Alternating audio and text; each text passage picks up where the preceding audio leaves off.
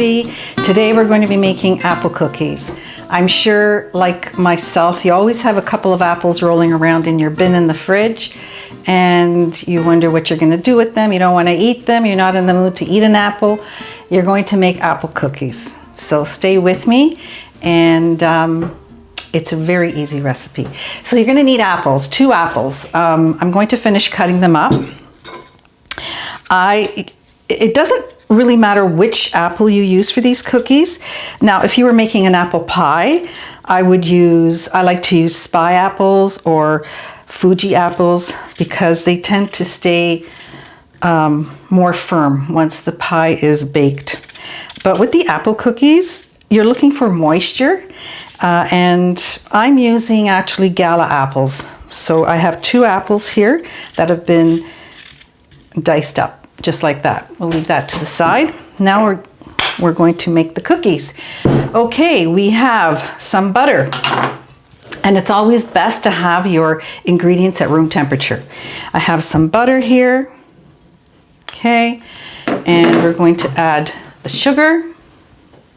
Again, if you would like this recipe, subscribe to my YouTube channel, message me, or send me an email at margarets.pensieri.dolce@gmail.com, and I'll send the recipe to you. I use, this is the Italian yeast, and I always like to sift it because you'll notice that once you're sifting, you get to the end, you see little clumps, and you don't want that. I know we're using a mixer, but just to be sure that you don't have any you don't bite on a clump of the yeast. It's vanilla flavored. We've done that.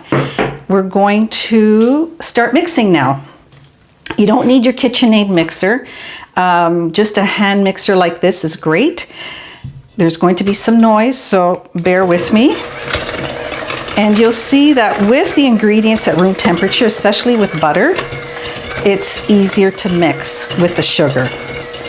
And within a minute or 2, you'll find that the butter and the sugar and the lievito will be nicely mixed in a creamy texture.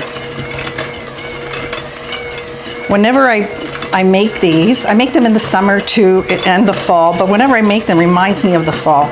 And then once they're in the oven and you smell the aroma, it reminds you of the fall.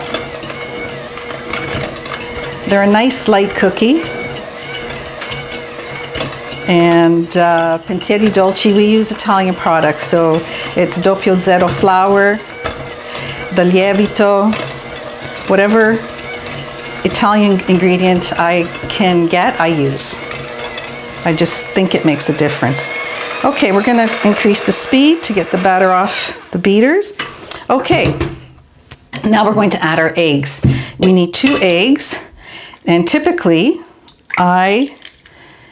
you should do this. You beat after each egg, and really you should beat for about a minute after each egg. So I'm just going to calculate. I'll just eyeball it.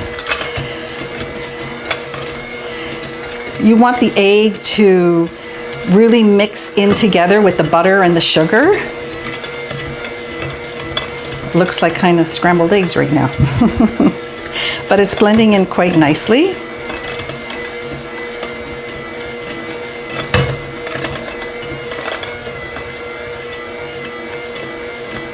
After we mix it all, mix all the ingredients and use your spatula just to make sure you get any batter that's on the sides, because you can see I have some butter on the side there. Okay, that seems about like a minute, or maybe it might be just shy of a minute, but we'll add the other one. There we go. Just wipe my hand here. Always have a hand towel beside you, because it can get a little messy sometimes. I'll speed it up a bit. Okay. Next is the flour, the Doppio Zero flour. I like to sift it because that itself is a little bit lumpy, and I find that the batter is smoother and the cookies have a really nice consistency to them. Now, full disclosure, I did make these cookies yesterday, just to save some time today. So I have an end product for you. Okay. I'll take the beaters out. Just put it there, move this to the side. The apples are the last ingredient. Here's the flour. And before I do that, I'm just going to scrape down all the butter that's up on the sides here. Make sure it's mixed in with the rest. Okay. And here we go.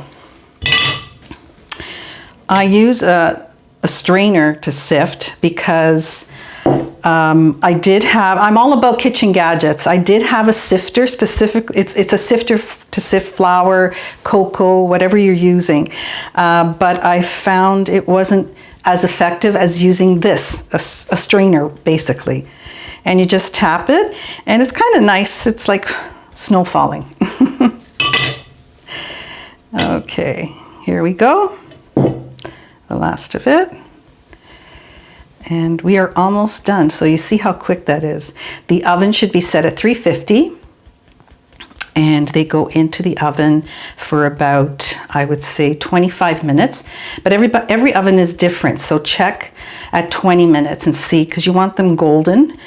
And the bottoms, check the bottoms of the cookie. They have to be a nice golden brown color. Then when you get to the end, just use your fingers to push everything through. There we go.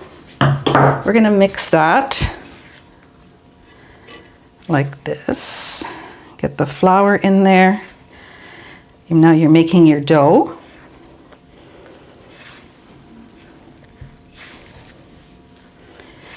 Okay. It's kind of nice to play music when you're baking. My family knows when I'm baking is when I start playing the music. And my rings are off. They're sitting on the windowsill. Okay, she's baking. Okay. The flour is mostly incorporated. Looks good.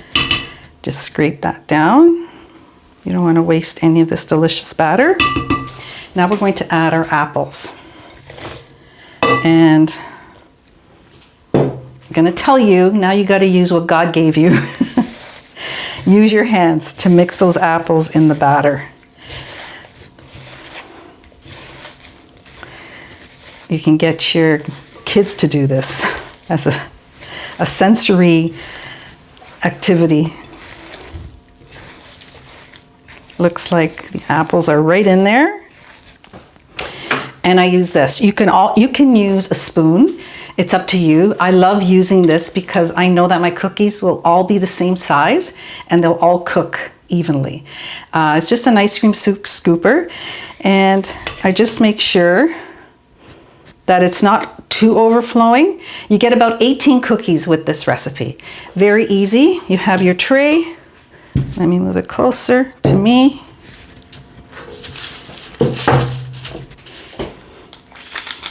There we go. And come to think of it, you can, if you like, you can also add cinnamon.